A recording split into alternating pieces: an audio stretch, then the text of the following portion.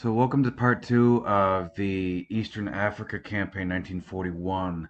So, last time it was Aaron Bulma, military specialist for Carleton County. What we were talking about before was Addis Ababa, taking that place back, and then all the way down to Keren and the Battle of Keren, how rough that was on the Allies and the Indian and British Indian divisions, among others. So now we're going to talk about the next part. So we're just ending what we were talking about with Keren and onward here. So Keren was decisive in terms of the strategic objectives of the Allied forces to the extent that when Wavell was created an earl, he chose as his second title the Viscounty of Keren and of Winchester. While hard fighting lay ahead before the campaign would come to an end, the fall of Keren broke the resistance of the Italian forces and led to the almost immediate capture of Massawa on the coast. This made it possible for the Allies to safely use the Red Sea for ships, bring munitions and supplies to the North African theater. So it allowed, of course, the Allies to get a better footing on North Africa, as well as bringing ships through and pushing the Italians out of East Africa. And East in East Africa, the Italians were about to be defeated within the coming months. So Asmara, after Keren fell, the Indian 5th Infantry Division set off eastwards in pursuit of the retreating Italians and towards the Eritrean capital of Asmara, some 50 miles, 80 kilometers away. They left the Indian 4th Infantry Division behind to mop up in Keren. After mopping up the Indian 4th Infantry Division returned to Egypt, leaving behind for a little longer the formations it had detached to Briggs' force. The retreating Italians fought minor skirmishes, but mounted no major stand. A new defensive position was formed at Ad Tequisum in a narrow valley on the route from Keren to Asmara. The 80th Colonial Division was brought up from Gondor, and the remaining two battalions of the Savoy Grenadiers from Addis Ababa.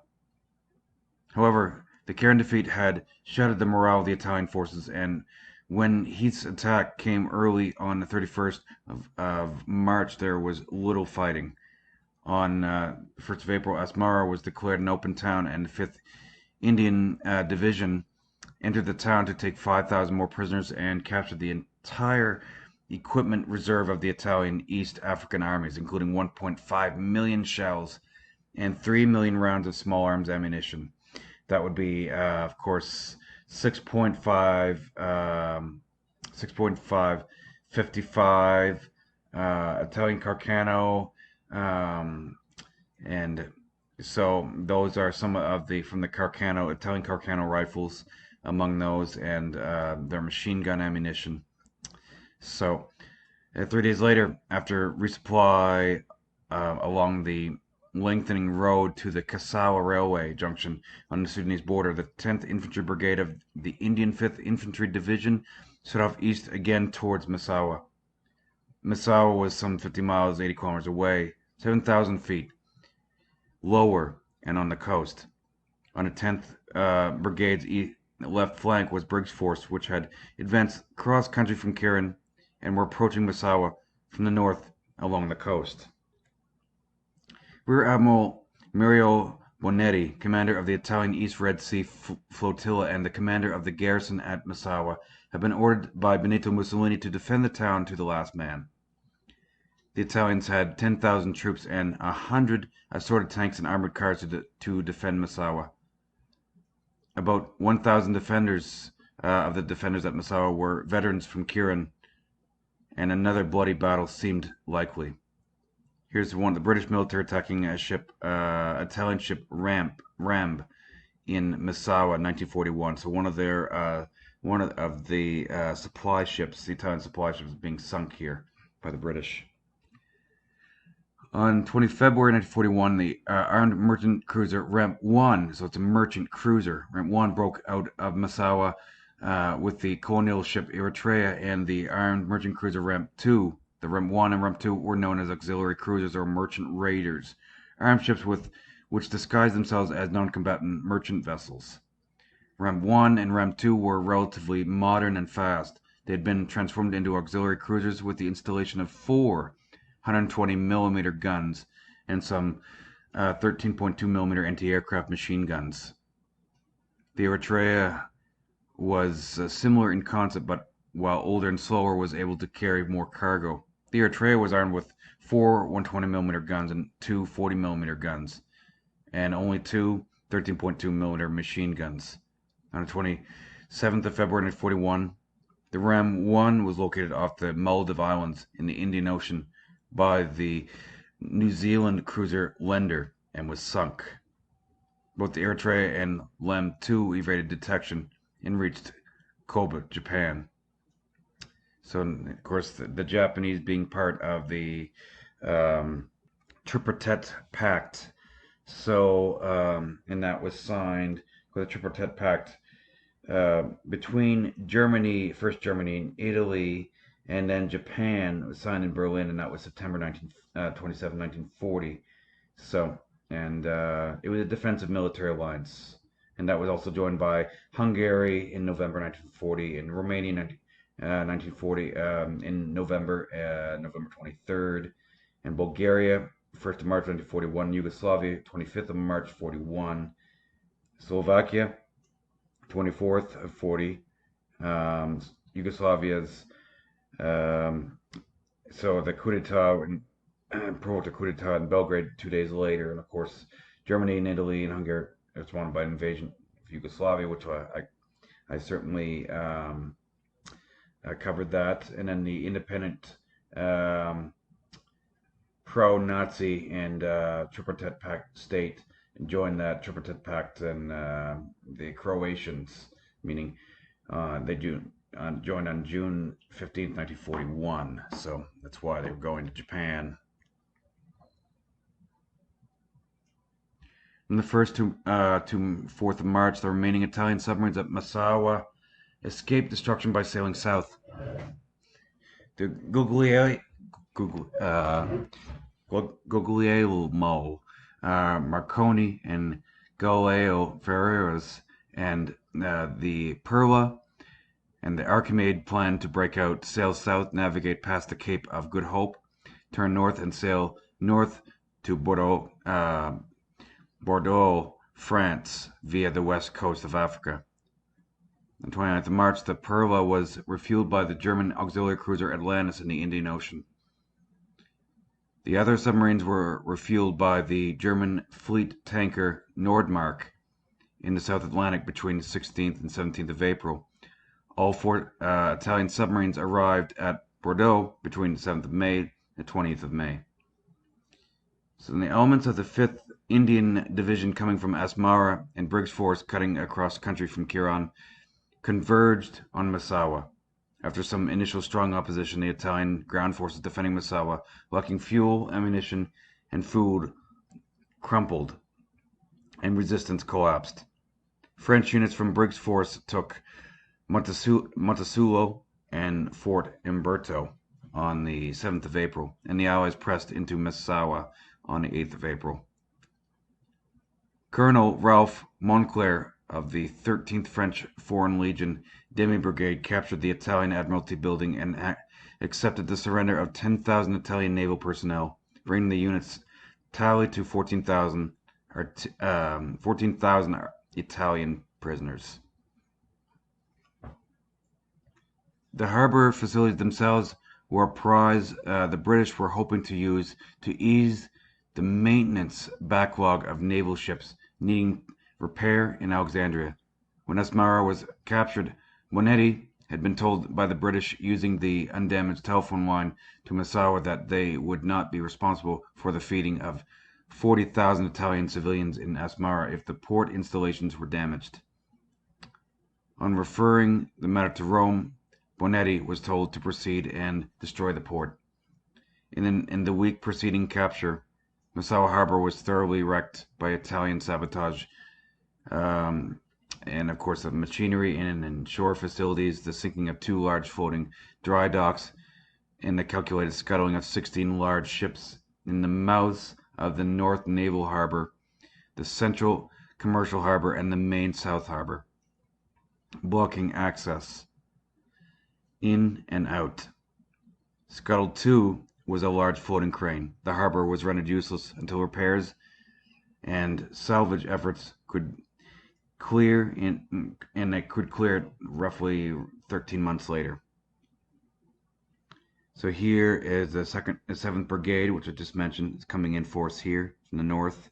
Free French and the British Brigade, 10th Brigade, they're pushing in, and they are 8th of April 1941. They're pushing in, and of course the Italians have been scuttling the harbor.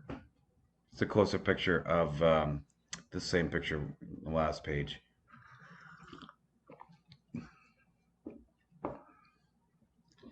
So the merchant ship anchorage, fuel piping, petrol depot, and all this, a lot of this was destroyed, including a number of ships, as I mentioned. The naval, the North Naval section here, and dump, and of course, a lot of this was destroyed, and of course, the advance of Allied forces were able to finally get that back operational 13 months later. On the 11th of April, Major General Lewis Heath was promoted to command the Indian Third Corps in the Far East. Command of the Indian 5th Infantry Division was assumed by Mosley Maine, who had previously commanded the division's 9th Brigade. Bernard Fletcher, who had for 2 months until March had temporary command of the 10th Brigade, was promoted and given command of the 9th Brigade. Before Massawa fell, Bonetti had ordered the remaining seven Italian destroyers and the remaining motor patrol boat. The other 4 boats were no longer operational, to put to sea from Massawa on do-or-die missions. In late March, 3 destroyers were to attack Port Suez, but when one ran aground outside Massawa and had to be sunk by its sisters, this operation was abandoned, and the two survivors joined the remaining division in their mission. 6 destroyers had been ordered to attack the 6 destroyers had been ordered to attack the fuel tanks at Port Sudan in early April. 2 of these destroyers, Danilo Manan, Nazario Suro, were sunk by shore-based Swordfish airplanes of the Fleet Air Arm from the carrier HMS Eagle. 2 more destroyers were damaged and scuttled on the coast near Jeddah, Saudi Arabia. The 7th destroyer suffered engine problems and remained in Massawa to be scuttled during the port demolitions. Before being scuttled by its crew, the Italian motor boat Mass 213 torpedoed and damaged the cruiser Cape Town. The cruiser was escorting a convoy off Massawa. So there's some images of Asmara and Massawa here. The remaining Italian port facilities at Assab, within easy striking distance of British aircraft based in Aden, held out for several weeks after the fall of Massawa.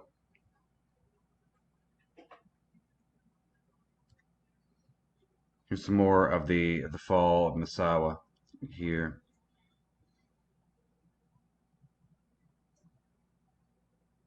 Really interesting. It's great footage.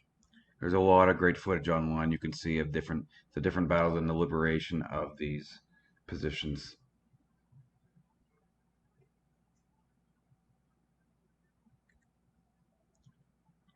This is just one more step to the defeat of Mussolini in East Africa.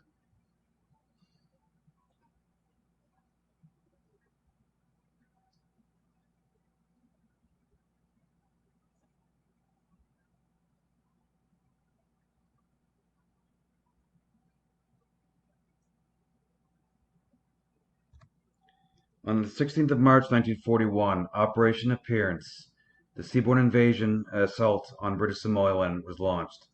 Staged from Aden, 2 battalions from the Indian Army and 1 Somali commando detachment was landed on both sides of Berbera by British Naval Force D cruisers, HMS Glasgow, Caledon, destroyer HMS Kandahar, and Kipling, auxiliary cruisers and Indian trawlers, 2 transports as well.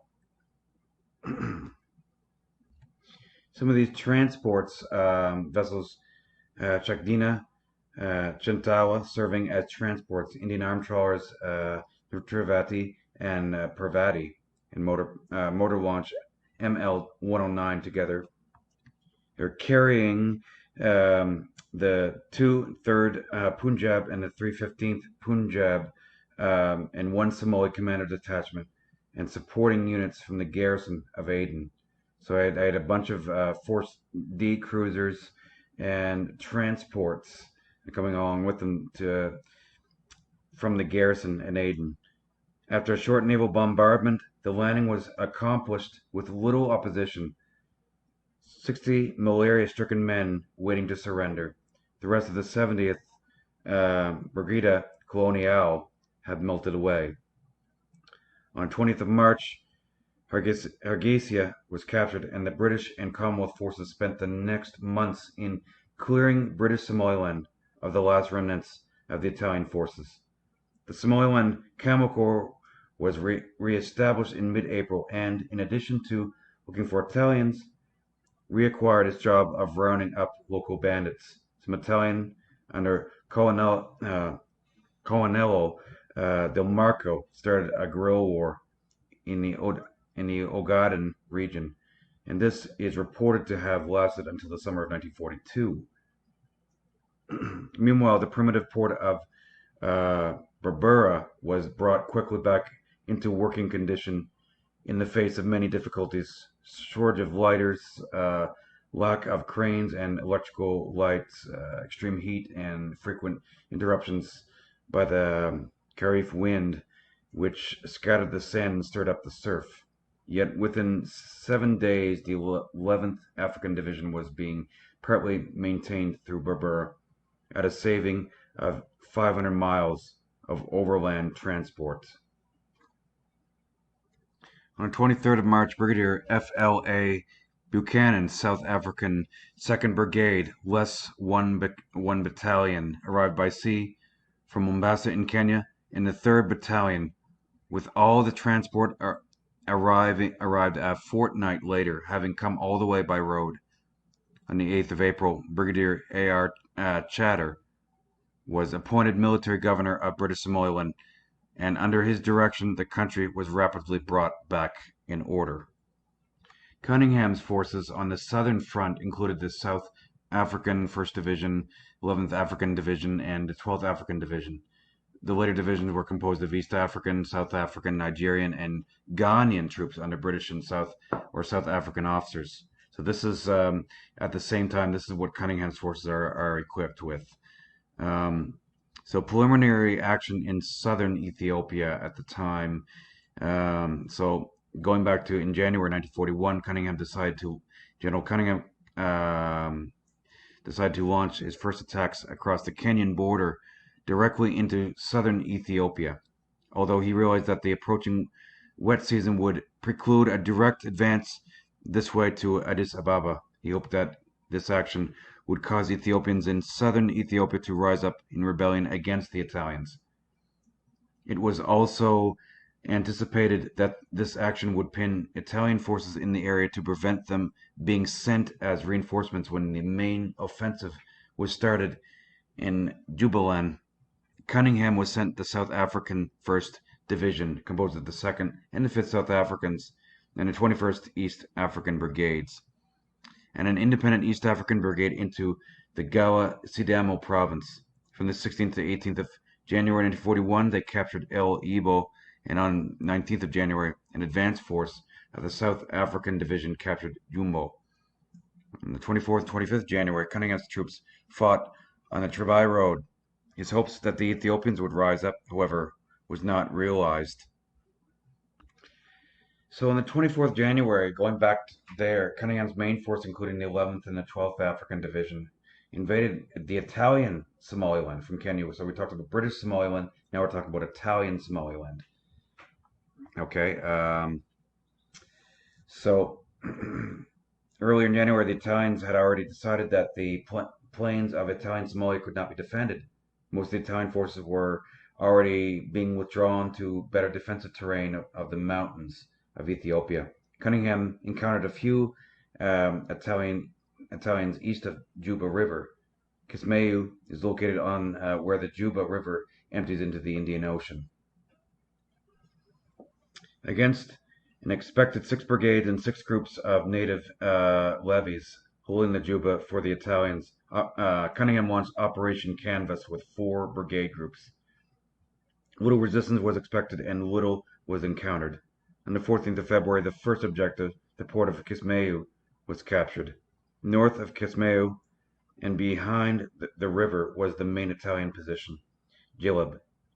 On the 22nd of February, Gilab was attacked on both flanks and from the rear. The Italians were completely routed, and 30,000 were either killed, captured, or dispersed into the bush. The Italian aircraft took no part in the defensive, having been roughly. There was nothing that now hindered Cunningham's advance of 200 miles to take the capital and major seaport of Italian Somaliland, and that's Mogadishu. On 25th of February 1941, the motorized Nigerian Brigade of the 11th African Division advanced up the coast and occupied the Somali capital of Mogadishu. Meanwhile, the 12th African Division pushed up the Juba River in Italian Somaliland towards the Ethiopian border town of Dolo. On March, the 11th African Division began a fighting pursuit of the retreating Italian forces north from Mogadishu. The division pursued the Italians toward the Ogaden Plateau. By the 17th of March, the 11th African Division completed a 17-day dash along the Italian-built Imperial Road from Mogadishu to Jijiga in the Somali region of Ethiopia. The 6th of April 1941, Addis Ababa was liberated by Cunningham's force. In 53 days, Cunningham had advanced 1,725 miles from Kenya to reach the Ethiopian capital. The highly disciplined police of Italian Africa stayed in the city to maintain order and keep peace. Emperor Haile Selassie made a formal entry to the city on the 5th of May, and I think that's here. This was 5 years after being forced to flee when the Italians captured his capital on the 5th of May, 1936, during the Second Italo-Abyssinian War. Since then, 5th of May had been observed in Ethiopia as Liberation Day, a national holiday. On the 13th of April, Lieutenant General Cunningham sent a force under Brigadier Dan Pinar, comprising 1st South African Brigade and Campbell's Scouts, Ethiopian irregulars, led by a British officer, to continue the northward advance and link up with Platt's forces advancing south. On the 20th of April, after a rough battle, Pinier's force captured Desi on the main road north of Addis Ababa to Asmara. Pinir was some 200 miles, 320 kilometers south of Platt's forces gathering at Amba, Alagi. Webel's strategy priority was for Platt to push southwards from the Sudan to Addis Ababa, and for him to meet up with Cunningham pushing northwards from Kenya. A major obstacle for Platt was located at Amba Alagi, a 12,000-foot, 3,700 meter high mountain between Asmara and Addis Ababa, right here. And this right here. The Italians decided to defend the area around Amba Alagi in force. They drove galleries into the solid rock to protect their troops and to hold ample ammunition and stores. In this mountain fortress, the defenders, under command of the Duke of Aosta, thought themselves to be impregnable. This is a forgotten fight, the Battle of Amba Alagi, 1941, by author Andrew Stewart. This is a PhD who wrote this. It's very well done. So, the military campaign fought by British Commonwealth forces, see here, in East Africa during 1941 produced one of the greatest Allied victories of the Second World War, fought in the Italian colonies of Eritrea, Italian Somaliland, and the recently occupied Ethiopia. It featured a force of British and Commonwealth troops supported by a smaller number of British-led Ethiopian irregular forces that was never any larger than 70,000 strong, defeating nearly 300,000 men, many of them ill-trained and ill-equipped in some ways, but still unbelievable. The Italian leader Benito Mussolini declared war on Britain, of course, on 10th, 1940, June 10th, 1940. And of course, so talking about in January 41, a British counteroffensive began with a force from Sudan invading Eritrea and northern Ethiopia. 3 weeks later, a second front opened from Kenya with the invasion of Italian Somaliland, which we had just talked about, and southern Ethiopia. On February 11th, the Anglo-Indian force launched an amphibious assault from Aden and reoccupied British Somaliland. The fighting The fighting was the most intense in the north, where a bitter battle around the mountain pass at Keren did not end until March 26th, and both sides suffered the worst casualties of the entire campaign in the Battle of Keren.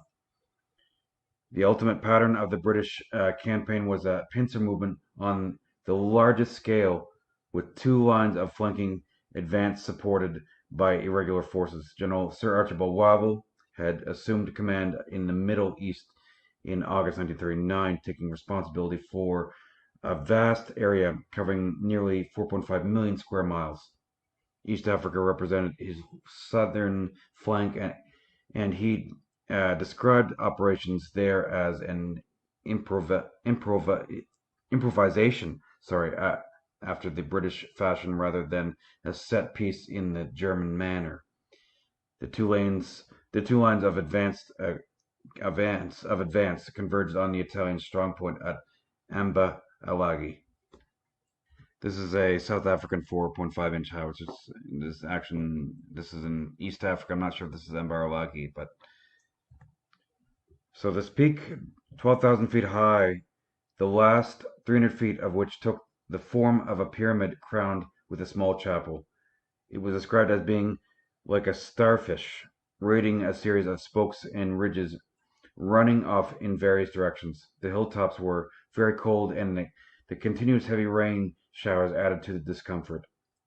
It had been a scene of a very large battle during the Italian invasion some years before, and the defending troops had held out for 9 months before finally succumbing to a gas attack. It had also been the site where in 1892 a force of 3,000 Italians was surrounded and they were eventually massacred. In 1941, Amba Alagi remained a very strong position, both naturally and also in terms of the work the defenders had done by adding many dugout shelters and the converging gun positions with scattered outposts, some of which were as far as 5 miles away.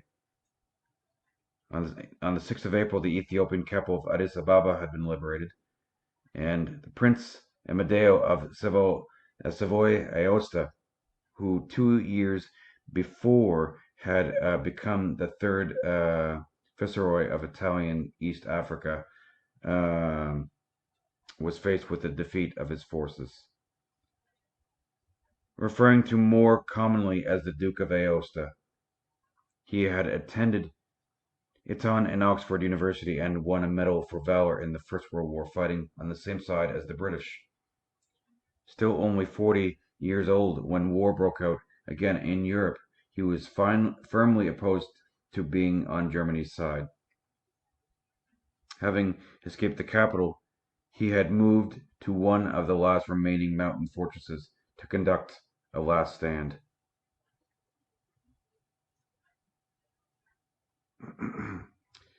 Opposing him was General Alan Cunningham, who had led the British Commonwealth advance from the colony of Kenya through Italian Somaliland. This had been remarkable in terms of speed, tempo, and the vast distances covered. With Addis Ababa secured, he was driven by Wavell's direction that he should next move towards the ports from where troops could be embarked for service further north. The arrival of General Erwin Rommel and the decision to send military forces to support Greece had weakened significantly the British Commonwealth position in North Africa. That's at the time. Cunningham's aim was now to link up with the Sudanese and Indian forces which were headed toward him from the port of Massawa, which had surrendered on the 8th of April with its 40,000 man garrison. Here's some Indian troops enter combat during the Second Battle of Amba Alagi.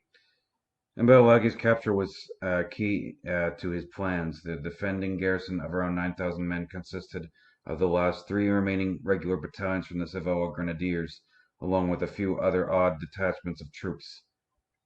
They had around 40 artillery pieces and a battery of naval anti-aircraft guns, but there were no aircraft to support them.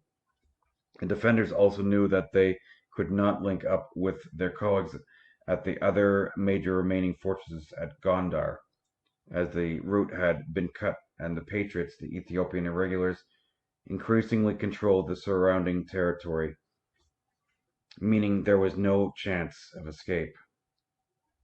Cunningham's initial wave was to assemble reinforcements of men and equipment along with dumps of ammunition and supplies necessary to conduct a potential long siege. At the same time, and with no maps available showing the area, lines of advance had to be identified without attracting the enemy's attention. The arrival of the rains made the attack more complicated. Supplies in some places had to be brought up by pack mules, making 10-hour round trips.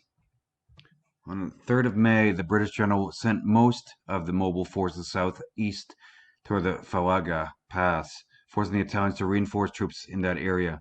The following day, another advance, this time to the west of the main road, created further doubt in the defenders' minds and also captured a number of important features. The Italians were now confined to a restricted area, which was susceptible to artillery bombardment. In the following days, the defenses were slowly worn down. On May 10th, the Key Pass and surrounding ridge were occupied. 2 days later, the South African assault began. It had been a methodical plan. In the days that followed, as their casualties mounted, Italian morale fell. With preparations for the final assault nearly completed, in the early morning of May 16th, Italian envoys asked for an armistice and an opportunity to evacuate their casualties. A burst from an artillery shell had hit a fuel dump, which then contaminated the only source of drinking water. According to one of the British junior officers, if the Italians had been able to hold out for another 2 weeks, the attackers would have been had to withdraw back to Asmara and wait for the end of the rainy season. Terms were eventually agreed that would allow Aosta to surrender with honor. In return, the Italians provided complete details of all the mines and booby traps that they had prepared and agreed not to sabotage or destroy any of their remaining equipment. So here's the Duke of Aosta, second from left. Here he is right here. And this is during the surrender.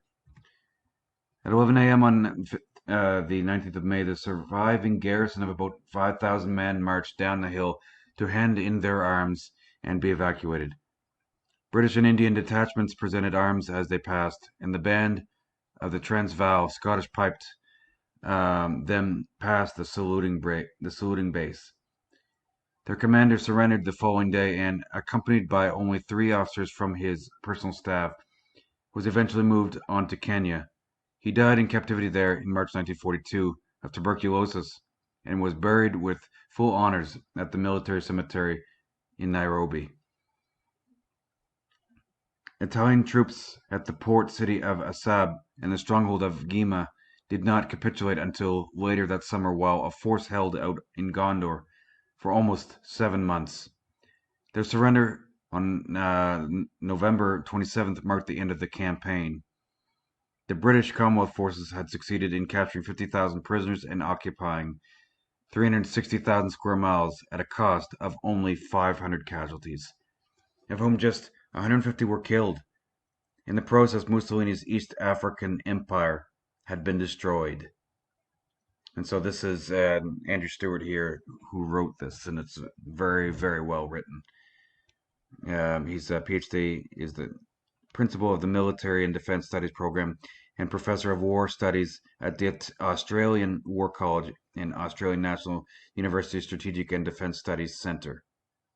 He's also the author of The First Victory, the Second World War, and the East Africa Campaign, which was runner-up for the Society of Army Historical Research's prestigious Templar Medal.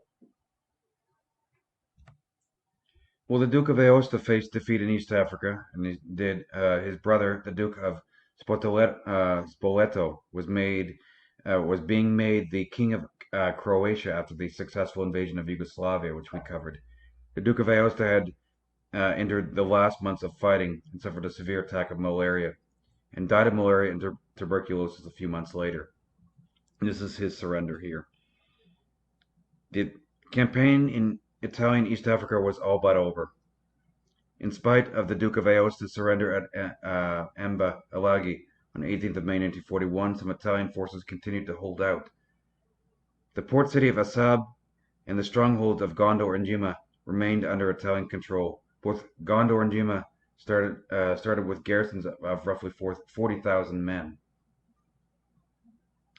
In Assab, on 10th of June, in Operation Chronometer, a battalion from the Indian Army landed at Assab, the last Italian-held harbor on the Red Sea.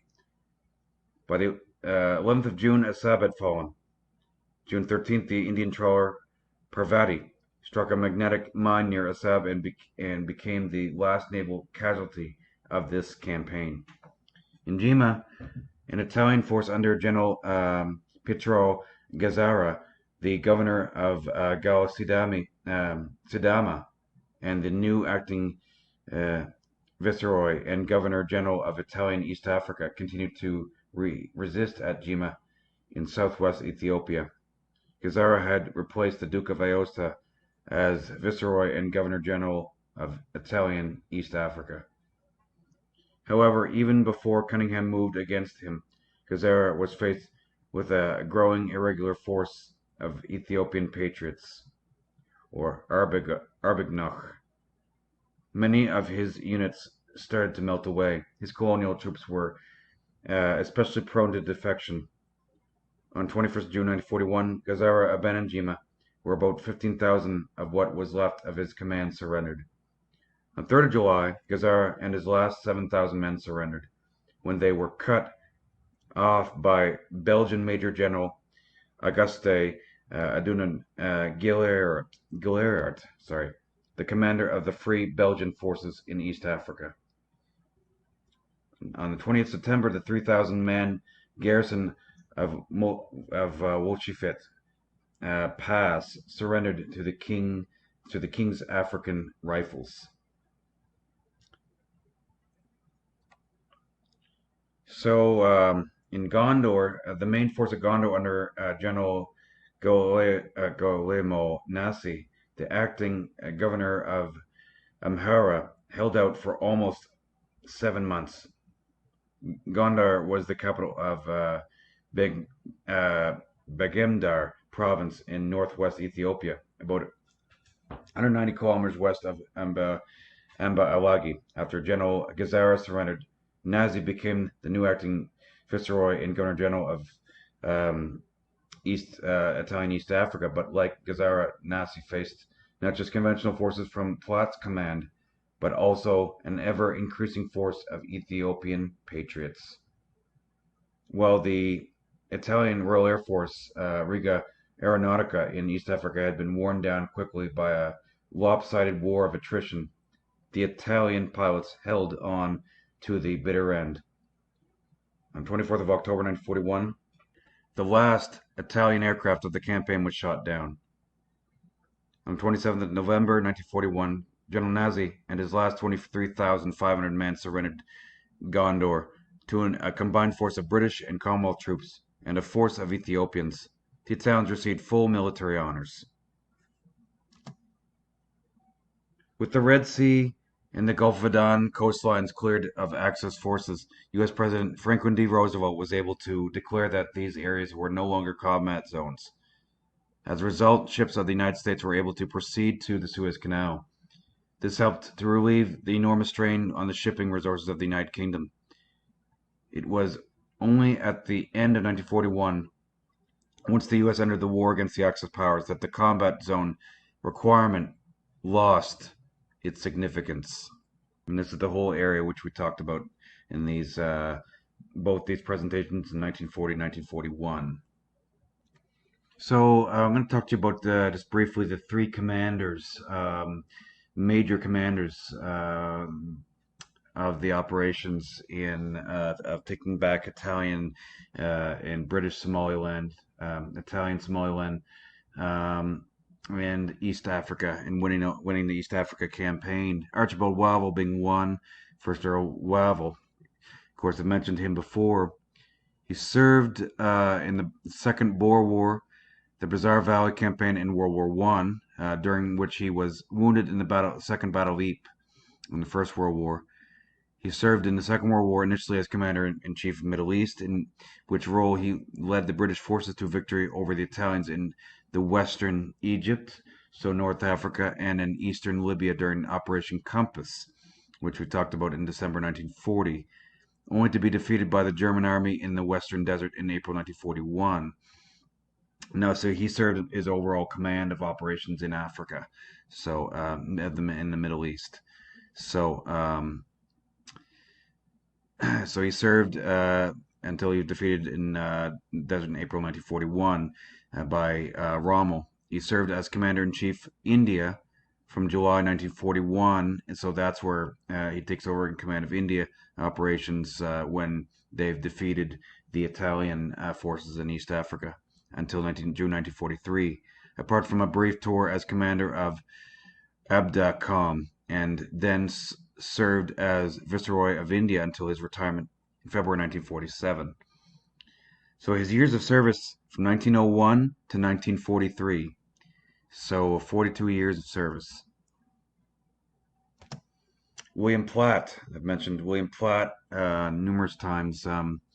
Is command of operations, part of a large commander in the operations in East Africa, was a major senior officer of the British Army during both World War One and World War Two.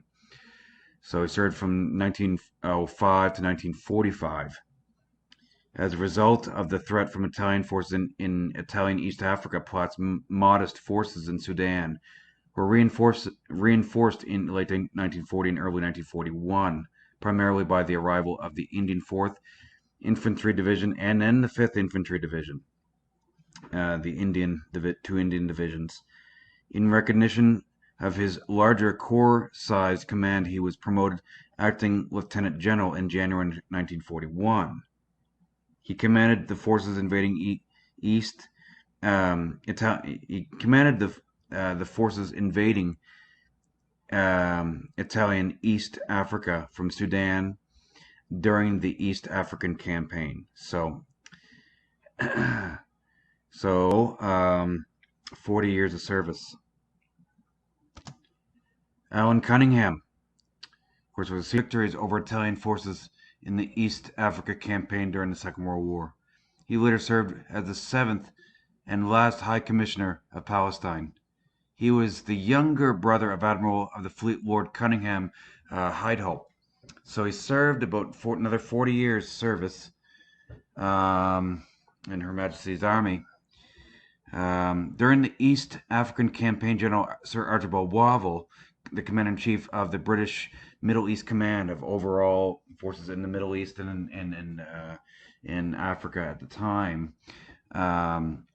directed Cunningham to take British Somaliland and free Addis Ababa, Ethiopia, from the Italians, while forces under the command of Lieutenant General Sir William Platt, who we just talked about, would attack from northeast from Sudan in the north through Eritrea. So northeast from Sudan down through into Eritrea. Okay, thank you, ladies and gentlemen. Aaron Boma. This concludes the campaign of East Africa. All right, thank you very much.